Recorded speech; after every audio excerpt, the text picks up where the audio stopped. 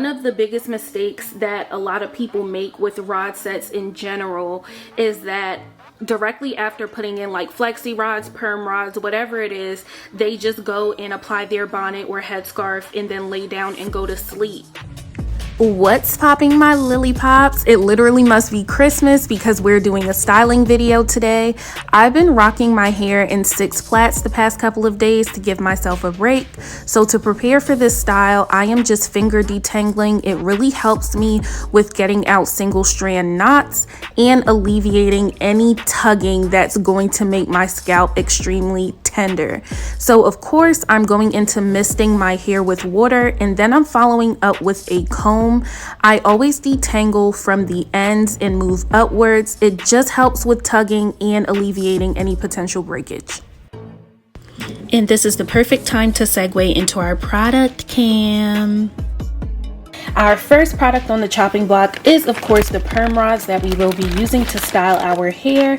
It's so funny, a lot of people just figure out what perm rod is being used by the color. So I am using the orange perm rods. They're classified as jumbo, but I don't really think that they are jumbo. This pack came with 48 and I got it from Amazon. For styling, we're using 3 separate products. The first one is a black owned brand named Coils. We're using their whipped curl cream, also known as creme brulee, which has shea butter, a sweet almond mix, and aloe vera juice extract in it, making for a styler that also has moisturizing properties.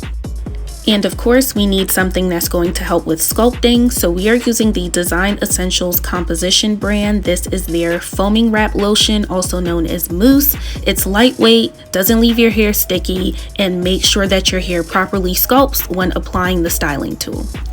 This third product is optional. It is the Curls Blueberry Bliss Curl Control Paste. A lot of people use this as edge control, but I find that it really helps with controlling frizz as well. So I will be using this throughout, and I'll explain it when we get to that point. I'm going to bring it back to the time of math. Our order of operations, of course, your hair is already misted, so you're going to go in with applying your creme brulee to make sure that each section is well moisturized, focusing on the full strand and getting the ends. Go in for a pump or 2 of the mousse. Get that all throughout the hair, and then you're going to apply that curl control paste. I know the areas of my hair that are frizzy, and so even if I apply the other products without the curl control paste, it's going to be a mess. That's why I'm being intentional about doing that. I'm not putting a lot in.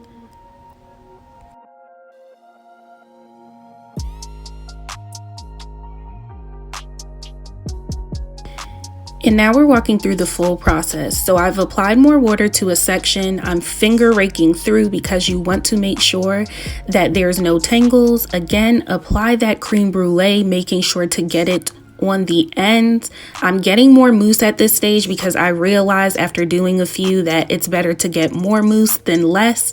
And then I'm going in with a fine tooth comb just to help with further smoothing out my strands. The curls are giving, but this is the perfect time to trickle in a gem. I elected to start on stretched hair because I knew that the mist of water in combination with the styling products was going to revert my hair a bit.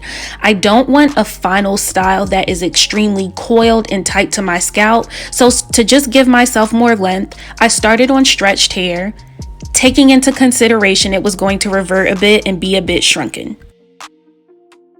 Another key tip is to always make sure that your ends are properly wrapped onto the middle of that perm rod. If you need more mousse to make sure that it's properly smooth, please do that, and then you're just going to wind upwards. You can only go but so far when you're winding the perm rod up, so don't feel any type of way if there's a bit of space from your scalp down the shaft of your hair. In this section, it was a bit too loose after I had done it, so I just took it down a bit and then wound it up some more to make sure that it was taut in place to my liking. You don't want to get too crazy with the twisting around because you don't want to cause unnecessary tension to your hair.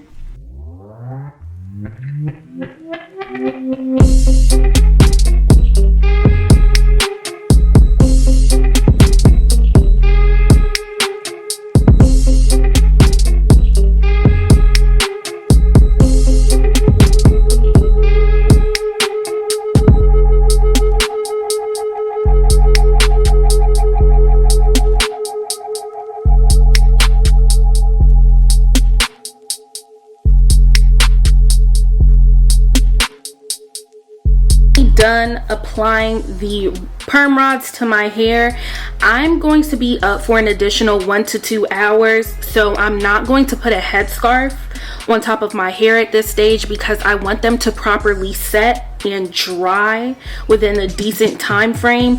One of the biggest mistakes that a lot of people make with rod sets in general is that directly after putting in like flexi rods, perm rods, whatever it is, they just go and apply their bonnet or headscarf and then lay down and go to sleep.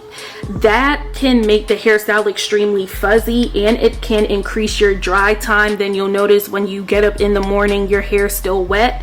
And so I learned that the hard way with flexi rod sets in the past. So although this is my first perm rod set, that's a best practice that I'm taking from my flexi rod set experience. So this is the back. As you see, I don't have that many perm rods in.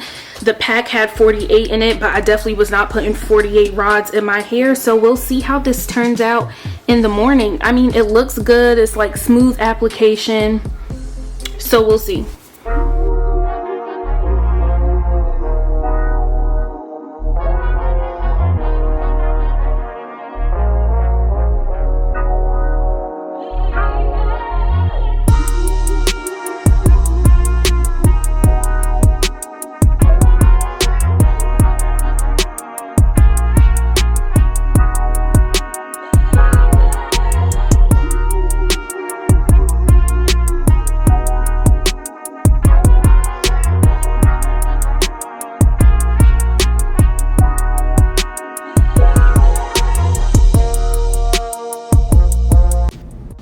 I know y'all see it, okay?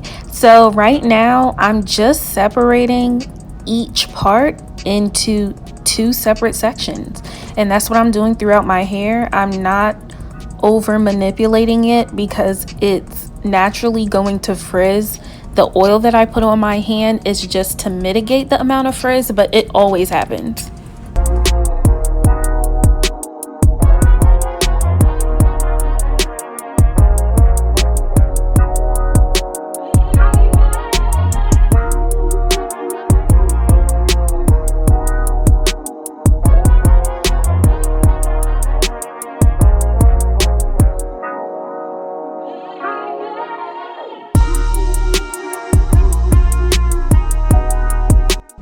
Guys, I have a confession. This is the first time I've ever done a perm rod set on natural hair.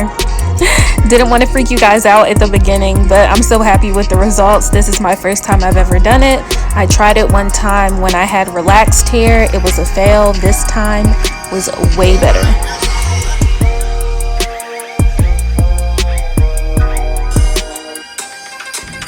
Ooh, go off, sis. Giving very much 90s vibes. My lily pops pop off.